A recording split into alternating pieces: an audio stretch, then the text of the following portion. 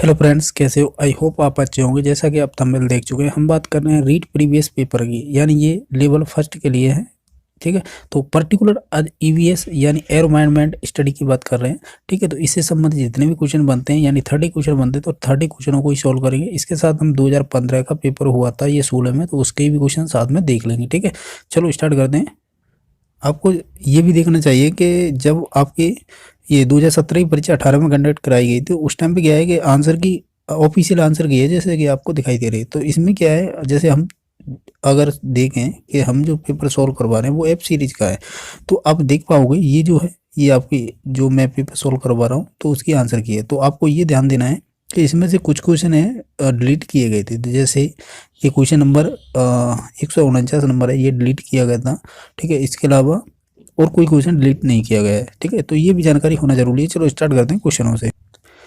जैसा कि आप देख पा रहे हो, यहाँ से स्टार्ट कर रहे हैं हम। 121 नंबर क्वेश्चन से स्टार्ट होता है, यानी ईवीएस के। ठीक है, तो पहला क्वेश्चन बना था कि राजस्थान का राज्य पक्षी कौन सा है। तो आप बखूबी जानते हैं घोड़ावड़ राजस्थान का राज्य पक्षी है। चलो अगला क्वेश्चन देख लेते हैं। आपका अगला क्वेश्चन बना था, वो बना था इन्हें सुमेलित करना था। इसमें से बताना है कि राइट कौन सा है, यानी इसमें से जो राइट है वो है भारतीय वनस्पति सर्वेक्षण है, ये आपका कोलकाता में। ठीक है, तो यही राइट आंसर था। ठीक है, अगला देख लेते हैं। आपका अगला क्वेश्चन बना था कि निम्नलिखित में से कौन सा एक नवीनीकरण ऊर्जा का स्रोत नहीं है। तो स्रोत नहीं है ये बताना है। तो एकमात्र था जीवाश्म, बाकी ये सभी है ना, तीन ऑप्शन है, ये सभी नवीनीकरण ऊर्जा के स्रोत हैं, जबकि इसका राइट आंसर होगा ये नंबर, यही नहीं था। ठीक है, चलो अगला देख लेते हैं। जैसा कि आपको स्क्रीन पर दिखाई दे रहा है, अगला क्वेश्चन बना था तो जो पारितंत्र है, जैसे इकोसिस्टम बोलते हैं, का शब्द का गठन किसने किया था। तो आप बखूबी जानते हैं एजी टेंसले ने किया था। ठीक है, चलो अगला क्वेश्चन देख लेते हैं। आपका अगला क्वेश्चन बना था कि भारत का सर्वाधिक वर्षा वाला स्थान कौन सा है। तो आप बखूबी जानते हैं ये भी मासेराम है। ठीक है, चलो अगला क्वेश्चन देख लेते हैं।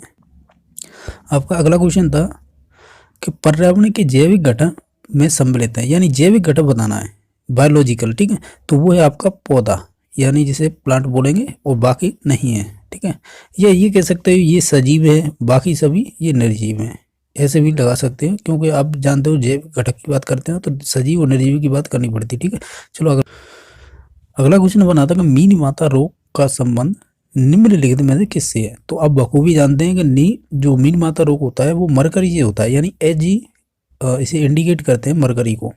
ठीक है, ये मरकरी होती है, ये द्रव धातु के अकॉर्डिंग आती है, तो ये मरकरी है जो मीन माता रोग के लिए, जिसे मीन माता रोग होता है वो होता है मरकरी से। ठीक है, चलो अगला। आपका अगला क्वेश्चन बना था कि निम्नलिखित में से अप्रक्षेपित सामग्री कौन सी है। यानी अप्रक्षेपित का मतलब होता है जिसे प्रक्षेपित नहीं कर सकते हैं। तो देखो, प्रक्षेपित सामग्री इसमें से अप्रक्षेपित पूछिए तो ये इसमें से राइट आंसर होगा चार्ट। ठीक है, बाकी ये तीनों हैं, ये प्रक्षेपित सामग्री है। ठीक है, चलो अगला क्वेश्चन देख लेते हैं। आपका अगला क्वेश्चन बना था कि निम्नलिखित में से कौन सी गतिविधि पर्यावरण संरक्षण से संबंधित नहीं है। तो ये बताना है, तो ये होगा वनोन्मूलन। ठीक है, इसका पहला ही ऑप्शन हो जाएगा, बाकी सभी ये संरक्षण से संबंधित है। ठीक है, अगला क्वेश्चन है। अगला क्वेश्चन आपका ये बना था कि पर्यावरण शिक्षा में सामूहिक चर्चा संबंधित शिक्षण विधि कौन सी है। तो सामूहिक की बात कर रहा है, तो सामूहिक होगी विचार गोष्ठी, जिसे बोलते हैं सिम्पोनिज्म। ठीक है, चलो अगला क्वेश्चन देख लेते हैं। आपका अगला क्वेश्चन बना था कि सतत एवं व्यापक मूल्यांकन सीसी का मुख्य उद्देश्य क्या है। ठीक है, सीसी यानी continuous and continuous comprehensive evolution, ये बोलते हैं इसे, सीसी की फुल फॉर्म। ठीक है, तो ये कह रहा है कि इसका मुख्य उद्देश्य क्या होता है। इसका राइट आंसर होगा पहला, विद्यालय में उपस्थित समय बालक के प्रत्येक पहलू का मूल्यांकन करना। ऑप्शन और भी सही है ये, लेकिन ये समस्त पहलू इसने लगा दिया है, यानी प्रत्येक पहलू का मूल्यांकन कर रहा है, तो ये सभी चीजें इसी के अंदर समाहित हो जाती है। अकॉर्डिंग टू इसका राइट आंसर हो जाएगा पहला। अगला क्वेश्चन देख।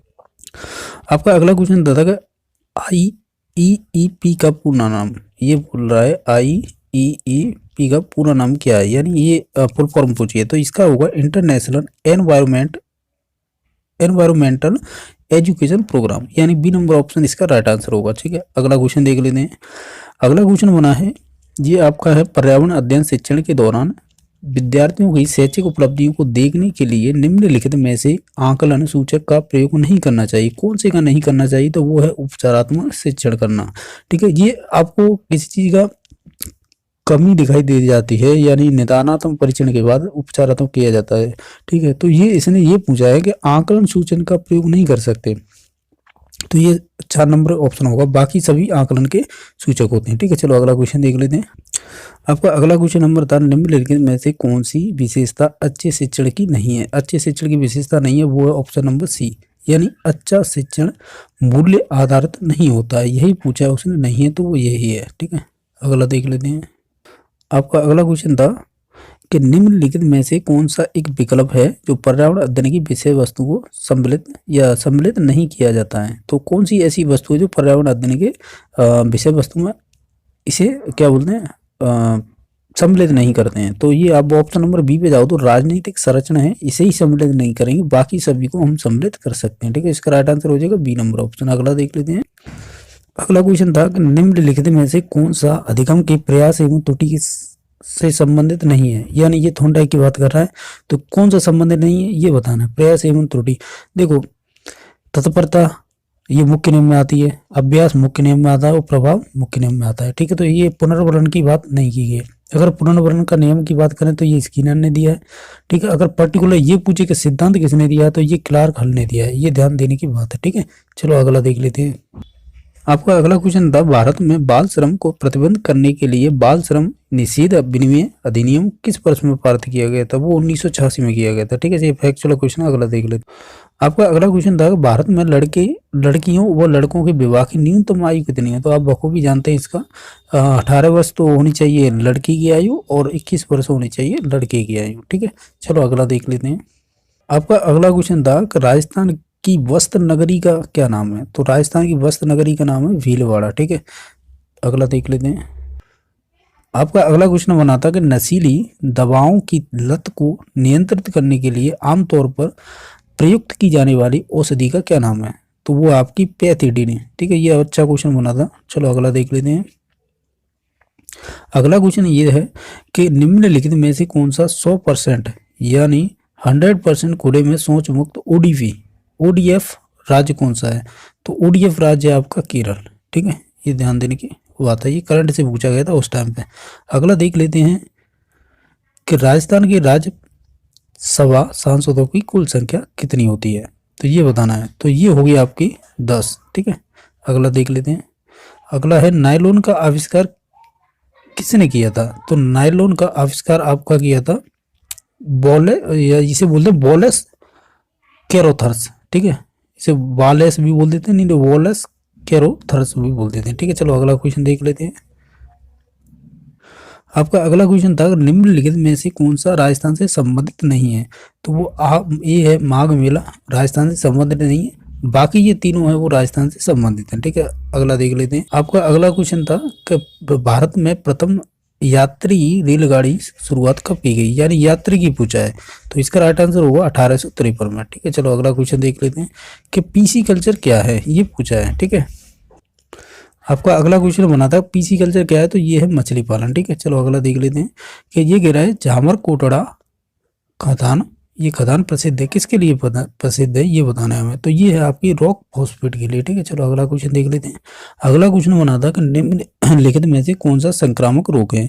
तो आप बखूबी जानते हैं, इसका जो राइट आंसर होगा वो होगा डिप्थीरिया। ये एक संक्रामक रोग है जो बैक्टीरिया यानी जीवाणु के द्वारा ये होता है। ठीक है, चलो अगला क्वेश्चन देख लेते हैं। अगला क्वेश्चन बना था कि कौन सा परीक्षण HIV प्रत्यक्ष संबंधित है? ठीक है, तो ये क्वेश्चन किया गया था डिलीट। ठीक है, इनमें सभी को बोनस मिला था। तो अगला क्वेश्चन देख लेते हैं कि भारत में पल्स पोलियो जो टीकाकरण है कार्यक्रम कब प्रारंभ किया गया था? तो ये आपका किया गया था 1995 से। ठीक है,